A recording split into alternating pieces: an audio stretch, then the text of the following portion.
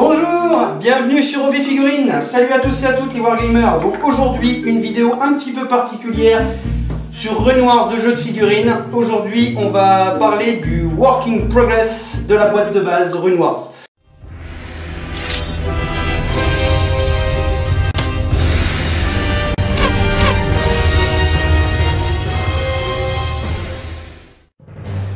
Parce que j'ai pris en compte tous les différents commentaires que certains d'entre vous ont pu laisser sur les différentes vidéos, que j'apprécie, je vous remercie, c'est très gentil d'avoir posté ces commentaires. Donc aujourd'hui je vous fais une vidéo un petit peu particulière pour vous donner justement le rendu de certaines des figurines qui sont peintes. Donc je voulais partager un petit peu ça avec vous pour vous montrer que je travaille dessus. C'est pas toujours évident d'être à 100% sur le truc, mais on va parler également du projet Renoirs sur la chaîne, voir ce que je vais encore vous proposer, tout ça, parce qu'il y a énormément de choses à dire et à faire. Et je vais vous présenter en détail quelques-unes des pièces que j'ai peintes. Donc grosso modo, donc là comme vous pouvez le voir, je suis en plein travail sur des réanimés. Il y a en tout 48 figurines dans la boîte. Grosso modo, il m'en reste 25 à faire. Donc il y a encore du travail. Donc là je suis sur les 10 derniers réanimés. Il va me rester encore 3 cavaliers de Dakan à faire, il va me rester 4 archers réanimés et 8 piquiers. Donc il y a encore du travail, mais certains socles sont texturés, tout ça. Je vais vous montrer ça en détail tout à l'heure. Et là justement je suis en plein travail sur les réanimés. Et justement vos points de vue m'intéressent également, parce que moi ça va être très important aussi pour moi de savoir ce qui vous plaît, est-ce que ma peinture vous plaît, parce que entre ma peinture et celle de Florian c'est pas tout à fait pareil, parce que vous êtes peut-être plus habitué à sa peinture que la mienne. Moi je fais quelque chose qui est assez lightning, mais vos commentaires vont être très importants pour ce genre de vidéo, parce que moi par la suite ça va me permettre de m'orienter et on va pouvoir faire différentes choses sur le sujet. Alors voilà, donc j'ai décidé de commencer cette présentation de mes unités peintes par l'armée de Wekar l'Immortel. Et donc, comme toute armée, l'infanterie prend une part très importante du conflit. Donc je vous présente les réanimés. Donc moi je suis parti sur ce schéma de couleur là. Donc j'avais envie d'un mix assez flashy. Donc au lieu de mettre du violet, j'ai préféré opter pour du rouge, parce que je trouvais ça très joli. J'adore travailler le rouge, c'est une couleur qui leur va bien, c'est assez sanglant, ça va avec le thème en fait si vous préférez. Et grosso modo, bah voilà, j'ai utilisé différents aplats, un lavis d'Agratz général et un éclaircissement très poussé, je vous l'accorde. Certains d'entre vous vont sûrement me le dire dans les commentaires, mais il ne faut pas hésiter non plus à le dire, mais j'en suis sûr que je m'attends à ce genre de choses. Ça fait trop propre, c'est pas assez vieilli, c'est des morts-vivants, on est d'accord. Mais moi personnellement, je sais pas, je préfère cette optique de peinture là, je préfère présenter des choses comme ça. Après c'est mon choix, les goûts et les couleurs vous me direz. On peut voir que c'est juste un réanimé qui est en cours de peinture, donc celui-ci a reçu juste les aplats et un lavis d'Agratz, donc c'est pas du tout achevé. Et oui, c'est un peu rudimentaire, j'ai utilisé des bouchons de bouteilles de lait pour pouvoir les travailler à la chaîne, et ça évite de les manipuler bêtement avec les doigts. Ensuite, donc toujours pour l'armée de Wekar, nous allons passer aux archers réanimés. Alors là j'ai pris mon pied, parce que grosso modo je voulais toujours avoir à peu près les mêmes couleurs de tunique pour que ça fasse, si vous voulez, plutôt uniforme dans l'ensemble. Donc toujours ce petit mélange de vert foncé avec les ossements qui sont assez ressortis, l'armure et les tissus rouges. Donc je trouve que ça a la valeur super bien, ça les met vraiment en valeur. Et bien sûr vous pouvez remarquer également que les figurines brillent légèrement, c'est normal. C'est parce que j'ai appliqué un vernis Tamiya X22 dessus. C'est mon choix, il y en a qui vont pas le faire. Moi j'ai décidé de le faire parce que, comme je vous l'ai déjà assez répété, le plastique c'est tellement de la mauvaise qualité que j'ai préféré opter pour une protection optimale pour les figurines, parce qu'elles ont quand même le mérite, une fois peintes, d'être très agréable à contempler. Et c'est pourquoi j'ai rajouté, donc j'espère que ça vous donnera des idées aussi, des cordages sur les arcs des archers. Comment est-ce que j'ai fait ça? C'est tout simple, de toute façon je vous ferai des petits tutos là-dessus. Après je peux pas vous promettre certainement quand est-ce que je vais faire ça, mais c'est en cours. J'y réfléchis, on y travaille avec Flo, on se donne des idées, tout ça, on bosse là-dessus. Et les petits cordages que vous voyez juste là ce n'est tout simplement que des petites cordelettes à thé. Quand vous prenez le thé, vous avez les fameuses tisanes, tout ça, avec la petite ficelle. Et ben c'est tout bêtement ça, collé avec de la super glue sur la figurine une fois terminée. Une fois qu'elle est vernie et qu'elle a bien séché, je prends un tout petit peu de super glue que je mets sur les pointes des arcs et que je tends tout bêtement. Donc voilà, ça, je trouve que ça rajoute un petit charme esthétique assez sympa, une petite touche de réalisme. Donc ça c'est mon choix personnel. Et voici Ardus X Reverus. Donc j'adore cette figurine, elle fait vraiment féroce, vraiment guerrier, réincarnation de la tombe et tout, c'est quand même bien chouette. Les bois des serres et tout, ça met vraiment du charme à la figurine. Et pareil, je voulais qu'il ait la petite touche armée. Donc vous voyez, chacune des figurines a une petite touche de rouge sur elle. Et Ardus est juste magnifique, c'est une figurine que j'adore. J'ai pas pu m'empêcher justement de refaire à peu près dans l'idée de la boîte, parce que franchement il est quand même bien classe ce personnage.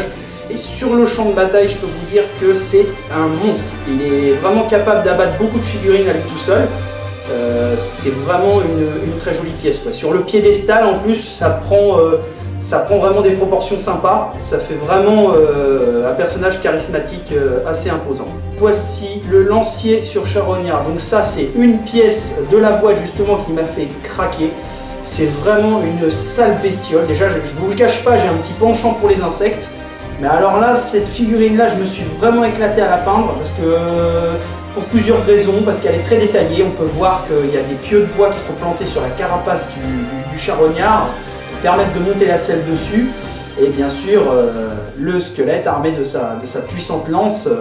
Et on peut voir aussi également les mandibules, les pustules détaillées du charognard. Je voulais vraiment en faire un aspect répugnant, quoi. Mais avec le vernis, ça a augmenté un petit peu ce petit côté visqueux et répugnant, quoi. Parce que franchement, ce genre de bestiole, j'aimerais vraiment pas l'avoir en face de moi. Parce qu'on imagine un petit peu la taille que ça doit faire. Et puis les mandibules broient beaucoup d'armure. Sur le champ de bataille, ça fait beaucoup d'effets. Ça a des effets divers.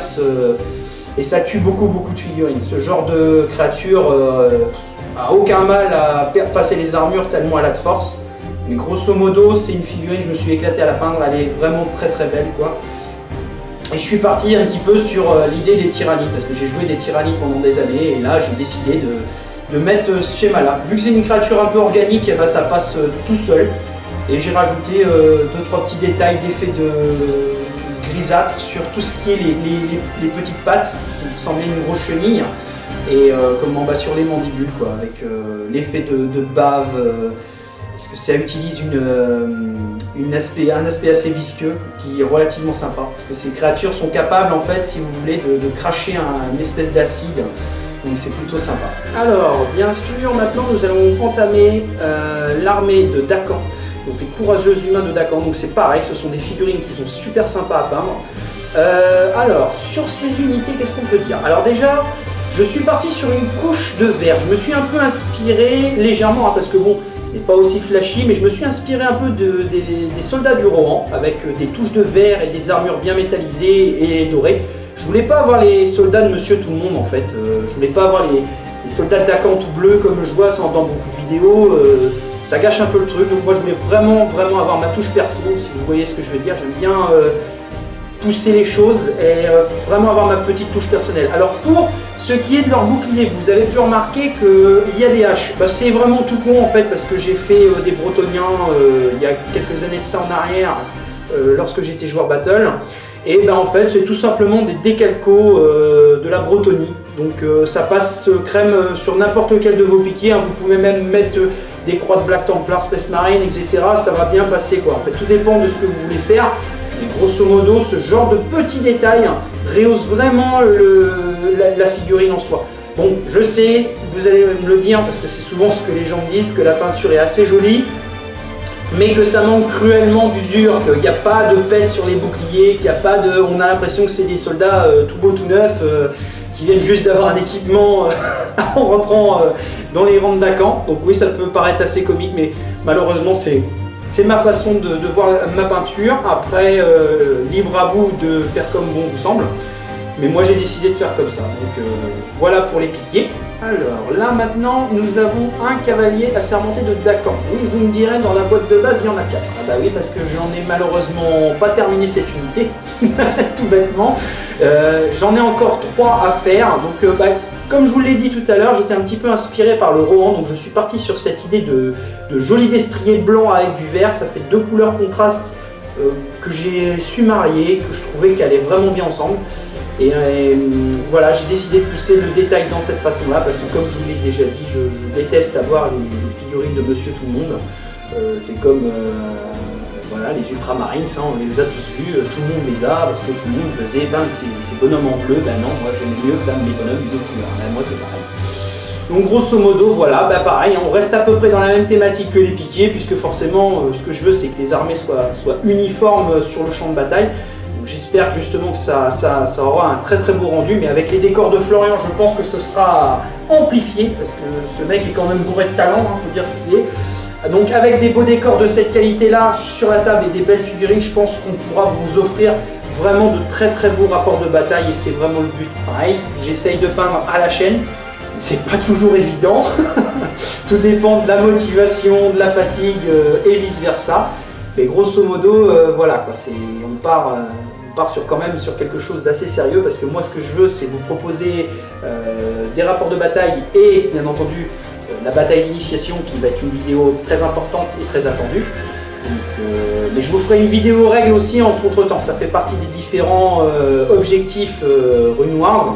Pour la chaîne, c'est ce qu'on va faire, c'est-à-dire qu'on va essayer de développer ce petit côté artistique qui va s'étoffer au fur et à mesure. Il faut juste laisser le temps de faire les choses, parce qu'après, comme je vous l'ai déjà dit, on ne peut pas donner de précision exacte sur la façon dont vont envenimer les choses. Mais après, au niveau de l'optique et du travail, je sais ce qu'il faut. Donc moi, je sais qu'on verra cette optique de cette façon. Donc bien entendu, toute armée a un leader, et voici le leader de la boîte de base pour l'armée de Dakan, Kari Trak-Esprit. Donc Kari Trak-Esprit est une guerrière légèrement, on a pu le constater, elle est elfique, hein, bien entendu. Hein. On peut le voir aisément via son agilité au combat et ses capacités qui lui permettent d'ajouter des unités d'elfes Latari à une armée de Dakan, parce que Dakan et Latari sont des alliés, optionnels bien entendu. On peut remarquer juste derrière Kari que j'ai également remis une corde, parce qu'elle dispose aussi d'un arc. C'est la seule de la boîte dans Dakan qui est capable de faire des attaques de tir à initiative 2, donc elle est très rapide.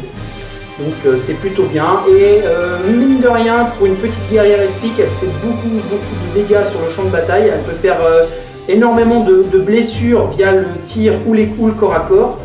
Donc elle est plutôt sympa. Bon, ça c'est une figurine, j'ai eu un peu de mal à la peindre parce qu'elle est quand même très fine, ce qui est logique. Hein. Donc celle-là il m'a fallu un certain temps pour la peindre. J'ai été plus rapide à peindre Ardus par exemple que de peindre Kari. Mais après, il n'empêche qu'une fois mise en couleur, ce genre de figurines sont quand même vraiment assez agréables à contempler. Donc je suis resté à peu près sur des idées de la boîte de base, mais j'ai pas pu m'empêcher non plus d'ajouter mes touches personnelles, quoi. Donc moi voilà comment je travaille un peu niveau peinture.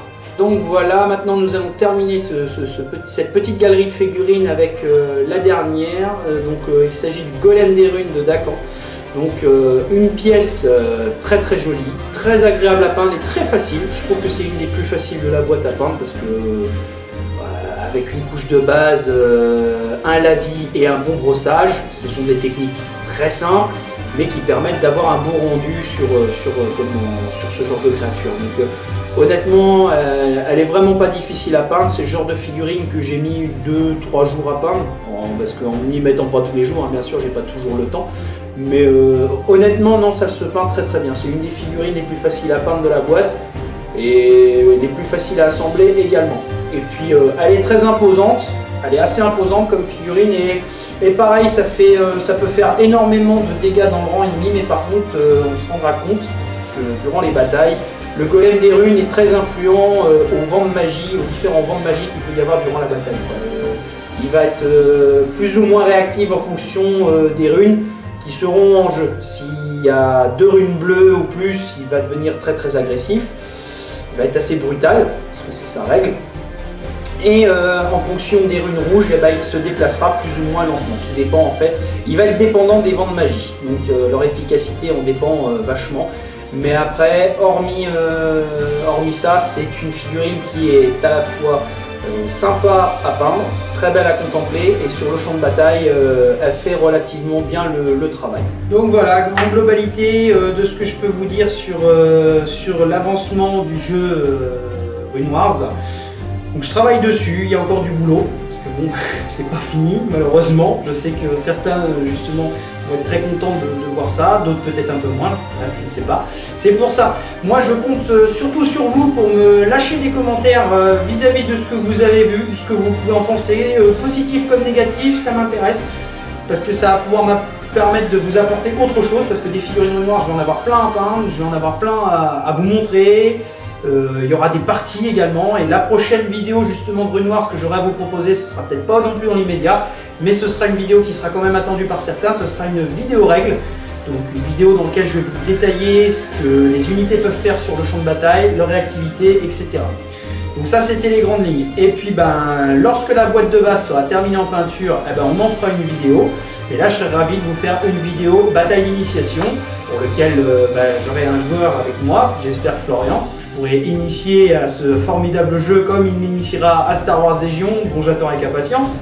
Et voilà quoi, partager ça avec vous, c'est juste génial. Donc pour conclure, je vous invite à commenter, liker, partager les pages Facebook et YouTube.